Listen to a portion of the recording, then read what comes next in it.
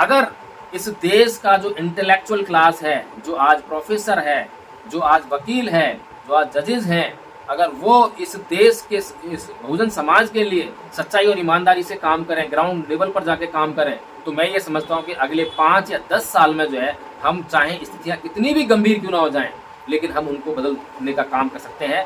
और तभी संविधान की रक्षा हो सकेगी, तभी लोकतंत्र की रक्षा हो गई, और तभी संविधान के अंदर जो बाबा साहब डॉक्टर भीमराव अम्बेडकर ने बड़े संघर्ष से जो बहुजन समाज के लिए अधिकारों को वहाँ पे निहित किया था, उनकी भी रक्षा। 2024 में मोदी को हरा देंगे।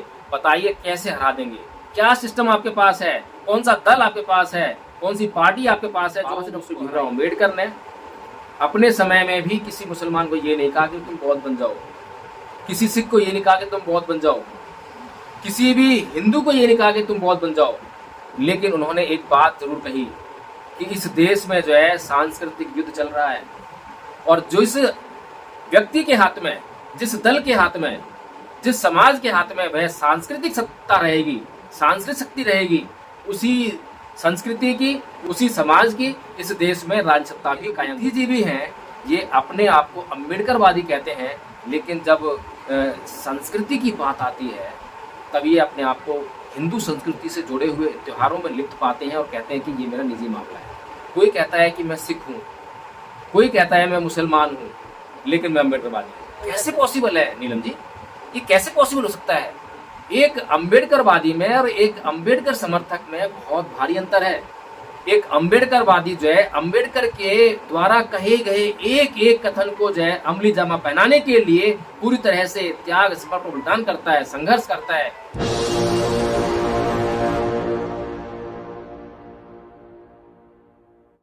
नमस्कार, आप देख रहे हैं एनबी न्यूज 24x7 नीलम बोध के साथ। साथियों, मोहन भागवत की स्टेटमेंट लगातार आती रहती हैं। पिछले दिनों भी जिस तरह से आपने कई स्टेटमेंट सुनी होंगी, लेकिन अभी फिर से एक नई स्टेटमेंट को लेकर वादों में घिर गए हैं। जी हाँ साथियों, जिस तरह से उन्होंने बिल्कुल साफ साफ कहा है कि जो भारत का संविधान है और उसके अंदर जो इंडिया शब्द दिया गया है, उसमें संशोधन होकर उसको बदला जाए और संविधान से उस शब्द को हटा दिया जाए। जब से स्टेटमेंट आई है, बहुजन समाज के लोगों में काफी आक्रोश है, और इसी विषय पर चर्चा करने के लिए आज मेरे साथ में एडवोकेट जय भीम प्रकाश जी हैं। उन्हीं से जानना चाहूंगी, सर, जिस भारत देश के संविधान को लिखने के लिए डॉक्टर वी.आर. अम्बेडकर ने अपने 4 बच्चे कुर्बान कर दिए, अपनी जीवन संगिनी को कुर्बान कर दिया, यहाँ तक कि उन्होंने तमाम सुख संसाधन इस देश के लोगों के लिए समर्पित कर दिए, लेकिन आज उसी संविधान के रचयिता डॉक्टर वी.आर. अम्बेडकर को कहीं ना कहीं अपमानित करने के लिए ये लोग जो संविधान में शब्द दिया गया है इंडिया, उसको हटाने पर तुले हुए। तो सर, किस तरह से देखते हैं? पहले तो थोड़ा इस पर प्रकाश डालें। जी नीलम जी, बहुत बहुत धन्यवाद। और जो आपने सवाल किया है कि डॉक्टर भीमराव अम्बेडकर को अपमानित करने के लिए वो ऐसा कर रहे हैं, मैं आपको बता दूं कि डॉक्टर भीमराव अम्बेडकर को अपमान करने का उनको कोई इरादा नहीं है, बल्कि उनकी एक प्लानिंग है। उनकी प्लानिंग है कि किस तरह से इस देश पर जो है लंबे समय तक इस देश की शासन सत्ता पर कब्जा किया जा सके। उनका ये प्रयोजन है, और इस प्रयोजन को पूरा करने के लिए वो इस संविधान में जो है, जो इंडिया शब्द है, इंडिया शब्द को वो ये बताएंगे कि विदेशी है, विदेशी भाषा का शब्द है, इसलिए उसको हटाना वो चाह रहे हैं। और उसके बदले अब क्या लेकर आएंगे? क्या वो अब भारत दैट इज़ हिंदुस्तान करने वाले हैं? अगर वो ऐसा करते हैं, या खाली भारत को भारत रहने देते हैं, या फिर भारत को भी हटाकर इंडिया को हटाएंगे तो भारत को भी हटाएंगे, और दोनों को हटाकर जो है हिंदुस्तान शब्द प्रयोग करेंगे, या फिर आर्य करके कुछ करेंगे, या फिर सनातन कुछ करके करेंगे। मतलब ये है कि कुल मिलाकर वो इस देश को हिंदू संस्कृति का साबित करना चाहते हैं कि यह देश जो है हिंदू लोगों का है, सनातनी लोगों का है। इस तरह की मानसिकता जो है लिए हुए जो मोहन भागवत जी हैं, वो इस तरह का स्टेटमेंट दे रहे हैं। पहली बात। दूसरी बात नीलम जी ये है कि अब इसके लिए जिम्मेदार कौन है? ये बड़ा महत्वपूर्ण सवाल है। अगर मोहन भागवत आज ये बात कह रहे हैं तो आज उनके पास ताकत है, और आज वो संविधान में कुछ भी कर सकने के लिए सक्षम है, तंत्र भी है। अच्छा, वे नहीं कर सकते क्योंकि वो कोई सरकारी पद पर नहीं है, कोई प्रधानमंत्री नहीं है, लेकिन वो एक सलाहकार है। हालांकि ऑथराइज सलाहकार नहीं है, लेकिन वो बैकडोर से, चोर दरवाजे से जो सलाहकार होते हैं, वो इस सरकार के सलाहकार हैं, और उनकी सलाह पर ही इस देश की सरकार चल रही है, ये सबको पता है। लेकिन आज जो है, जो उन्होंने ये जो सत्ता पाई है, सत्ता के द्वारा जो ये शक्ति पाई है संविधान में परिवर्तन करने की, संविधान में से जो है बहुजन समाज के अधिकारों को बाहर निकालने की, तो छीनने की, तो ये शक्ति जो है उन्होंने ऐसे ही नहीं पाली है। उन्होंने बड़ा त्याग किया है, बलिदान किया है, उन्होंने बड़ी मेहनत की है। 1925 में आरएसएस की स्थापना हुई थी और 2014 तक जो है उन्होंने जो है लगातार अथक प्रयास किए हैं, जब जाकर उनको यह मुकाम हासिल हुआ है। तो उनका जो फल है उस चीज़ का उसको मिलना ही चाहिए। बड़ी ईमानदारी की बात कह रहा हूँ मैं। इससे जो है अम्बेडकरवादी घबराए नहीं और अम्बेडकरवादी मेरे ऊपर जो उल्टी टिप्पणी कर सकते हैं, लेकिन अम्बेडकरवादियों को अपने गले बान में भीतर जाकर झांकना पड़ेगा। आज मैं उन तमाम बुद्धिजीवियों को जो है चुनौती दे रहा हूँ जो बड़े बड़े मंचों पर जाकर जब भाषण देते हैं, अपने गाल बजाते हैं। मुझे आज गुस्सा आ रहा है जब जाकर मैं ऐसी टिप्पणी करने के लिए मजबूर हूँ कि ये जो बुद्धिजीवी हैं ये अपने आप को अम्बेडकरवादी कहते हैं, लेकिन जब संस्कृति की बात आती है तब ये अपने आप को हिंदू संस्कृति से जुड़े हुए त्योहारों में लिप्त पाते हैं और कहते हैं कि ये मेरा निजी मामला है। कोई कहता है कि मैं सिख हूँ, कोई कहता है मैं मुसलमान हूँ, लेकिन मैं अम्बेडकरवादी हूँ। कैसे पॉसिबल है नीलम जी? ये कैसे पॉसिबल हो सकता है? एक अम्बेडकरवादी में और एक अम्बेडकर समर्थक में बहुत भारी अंतर है। एक अम्बेडकरवादी जो है अम्बेडकर के द्वारा कहे गए एक एक कथन को जो है अमली जामा पहनाने के लिए पूरी तरह से त्याग समर्पण बलिदान करता है, संघर्ष करता है और निरंतर जो है समाज में काम करता है। और वो जो है बाबा साहब डॉक्टर भीमराव अम्बेडकर की 22 प्रतिज्ञाओं को हमेशा अपने दिमाग में रखता है और हिंदू संस्कृति, ब्राह्मण संस्कृति का कोई भी तत्व जो है अपने जीवन में नहीं आने देता है। लेकिन जो कोई कहता है कि मैं तो सिख हूँ, मैं मुसलमान हूँ और मैं अम्बेडकरवादी हूँ, तो पहले मैं ये बता दूं कि वो जो है अम्बेडकरवादी बिल्कुल भी नहीं है। वे अम्बेडकर समर्थक हैं, वे अम्बेडकर का समर्थन करते हैं, वे अम्बेडकर का किसी हद तक समर्थन करते हैं। वे अम्बेडकर का पूरी तरह से जिस दिन समर्थन करेंगे, हर एक बात को मानेंगे, तब मैं कहूँगा कि हाँ ये अम्बेडकरवादी है। चाहे वो बहुजन समाज का हिस्सा हो, चाहे वो SC ST OBC हो, चाहे वो माइनॉरिटीज में से हो, मुसलमान हो, सिख हो, ईसाई हो, कोई भी हो। मैं लगातार ऐसे स्टेटमेंट सुन रहा हूँ। और नीलम जी, आपने लगातार सोशल मीडिया पर बहुत सारी ऐसी टिप्पणियां देखी होंगी, फोटोज देखे होंगे और उन पर कमेंट्स देखे होंगे कभी। और ये जो लोग अपने आप को अम्बेडकरवादी कहते हैं और उसके बाद ये कहते हैं कि होली मनाना मेरा जो है निजी मामला है, इसमें जो है कोई अम्बेडकरवाद वाली कोई बात नहीं है। अम्बेडकरवाद जो है खाली संविधान तक सीमित है, आरक्षण तक सीमित है, लोकतंत्र तक सीमित है, राजनीतिक सत्ता तक सीमित है। और कोई कहता है कि मैं सिख हूँ, मैं तो लोहड़ी मनाऊंगा, कोई कहता है मुसलमान हूँ, मैं तो ईद मनाऊंगा। देखिए, बाबा साहब डॉक्टर भीमराव अम्बेडकर ने अपने समय में भी किसी मुसलमान को ये नहीं कहा कि तुम बौद्ध बन जाओ, किसी सिख को ये नहीं कहा कि तुम बौद्ध बन जाओ, किसी भी हिंदू को ये नहीं कहा कि तुम बौद्ध बन जाओ। लेकिन उन्होंने एक बात जरूर कही कि इस देश में जो है सांस्कृतिक युद्ध चल रहा है और जो इस व्यक्ति के हाथ में, जिस दल के हाथ में, जिस समाज के हाथ में वह सांस्कृतिक सत्ता रहेगी, सांस्कृतिक शक्ति रहेगी, उसी संस्कृति की, समाज की इस देश में राज्य सत्ता भी कायम होगी।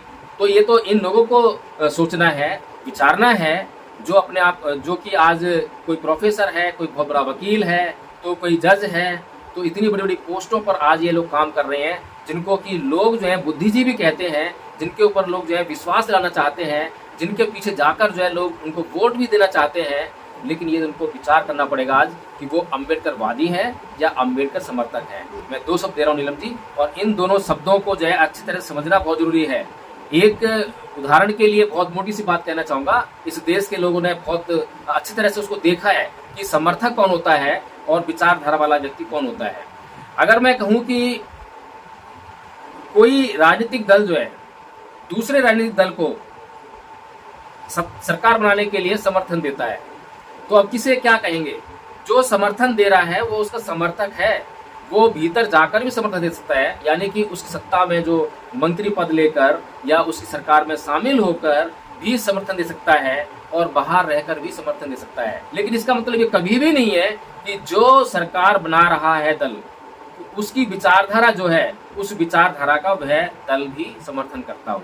विचारधारा समर्थन नहीं कर रहा है, वो केवल जो है उस सरकार बनाने के लिए अपना समर्थन दे रहा है। इसीलिए इस देश में जो लोग अपने आप को आज अम्बेडकरवादी कहने का काम कर रहे हैं, मैं उन्हें बताना चाहता हूँ और बहुजन समाज के आगे खुला चाहता हूँ। जो बहुजन समाज आज जो है गुमराह हो रहा है, आज जो है समझ नहीं पा रहा है कि कौन सच्चा है और कौन ईमानदार है।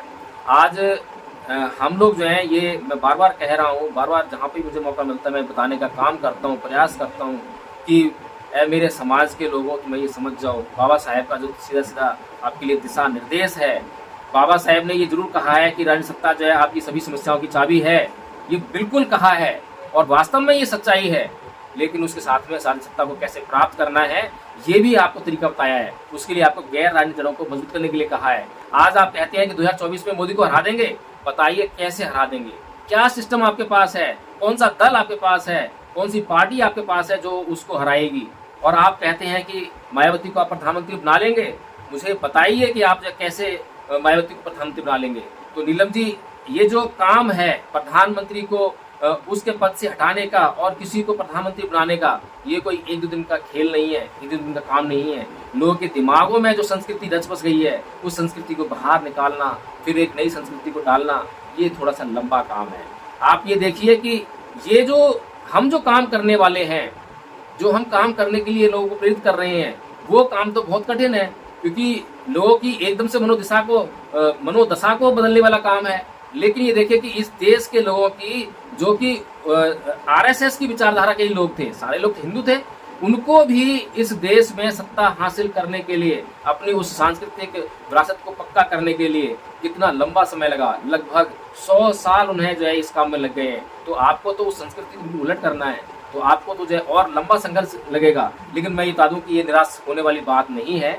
अगर इस देश का जो इंटेलेक्चुअल क्लास है, जो आज प्रोफेसर है, जो आज वकील है, जो आज जजेस हैं, अगर वो इस देश के इस बहुजन समाज के लिए सच्चाई और ईमानदारी से काम करें, ग्राउंड लेवल पर जाके काम करें, तो मैं ये समझता हूँ कि अगले 5 या 10 साल में जो है, हम चाहे स्थितियाँ कितनी भी गंभीर क्यों ना हो जाएं, लेकिन हम उनको बदलने का काम कर सकते हैं। और तभी संविधान की रक्षा हो सकेगी, तभी लोकतंत्र की रक्षा हो गई, और तभी संविधान के अंदर जो बाबा साहब डॉक्टर भीमराव अम्बेडकर ने बड़े संघर्ष से जो बहुजन समाज के लिए अधिकारों को वहाँ पे निहित किया था, उनकी भी रक्षा तभी हो पाएगी जब हम ये सांस्कृतिक परिवर्तन कर लेंगे।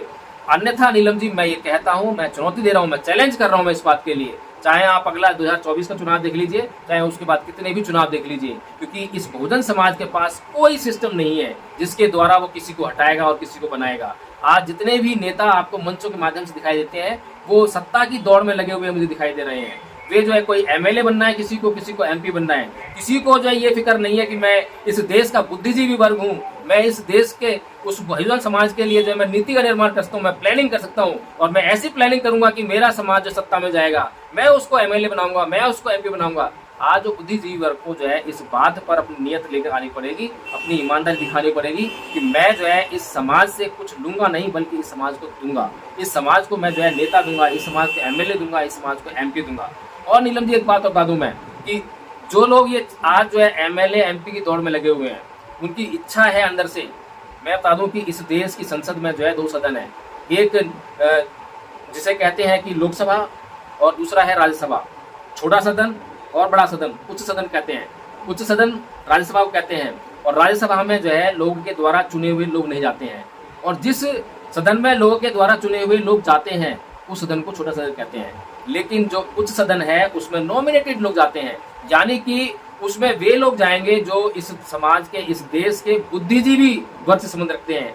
जब आप अपने समाज के एमएलए और एमपीज को आप संसद में और विधानसभा में भेजने का काम करेंगे, तो राज्यसभा में जो सांसद जाएंगे वो आपके नॉमिनेटेड सांसद होंगे, जिनमें कि आप भी शामिल होंगे।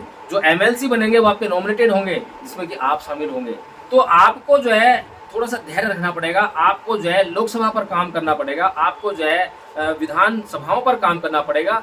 जब आप जो है इस देश में अपने बहुजन समाज को अच्छी स्थिति में आप देख सकते हैं, और आप देख सकते हैं कि आपका संविधान बच गया है, आपका लोकतंत्र बच गया है, आपके तमाम अधिकारों की रक्षा हो गई है।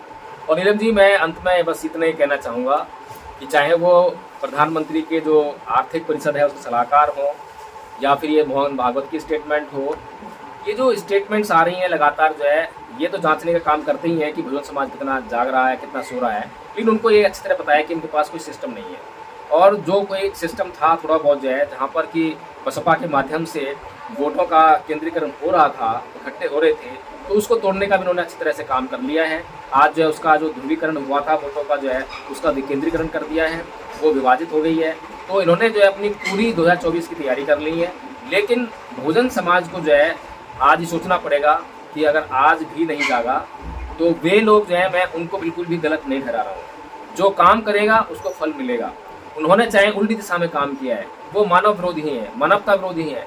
उनके अंदर जो है मानव अधिकारों का बिल्कुल भी सम्मान नहीं है, वे पशुवत हैं। सब कुछ में बातें ठीक है, लेकिन उन्होंने उसके लिए काम किया है। बहुजन समाज ने अपने अधिकारों की रक्षा के लिए काम नहीं किया है, कोई प्लानिंग नहीं की है, कोई सिस्टम तैयार नहीं किया है, तो काम ना करने का खामियाजा तो उनको भुगतना ही पड़ेगा। मैं पहले भी कई बार कह चुका हूँ, जिस तरह से नालायक बच्चे जो बचपन में पढ़ाई लिखाई नहीं करते हैं और खेल कूद में अपना पूरा जीवन निकाल देते हैं, बचपन निकाल देते हैं, तो उनको जो है जवानी और बुढ़ापा जो बहुत भारी पड़ता है, बहुत संकट में उनको आना पड़ता है। इसी तरह से जो समाज अपने लिए जो है मेहनत नहीं करता, प्लानिंग नहीं करता, सिस्टम तैयार नहीं करता, तो उसको जो है फिर रोडों पे आना पड़ता है, उसको जो है फिर बलिदान देना पड़ता है, फिर उसको जो है अपनी जान की बाजी भी लगानी पड़ती है, फिर उसको बड़े बड़े आंदोलन और धरना प्रदर्शन ही करने पड़ते हैं। अगर यही काम जो है वो सिस्टम से कर ले, तो उसी संविधान के अंदर उसको ताकत मिली हुई है, उस संविधान की ताकत से वो बिना खून खराबे के, बिना खून बहाए, बिना सड़कों पर आए, बिना कोई ऐसा धरना प्रदर्शन किए हुए भी वह अपने संविधान की, अपने अधिकारों की, अपने लोकतंत्र की सबकी रक्षा कर सकता है।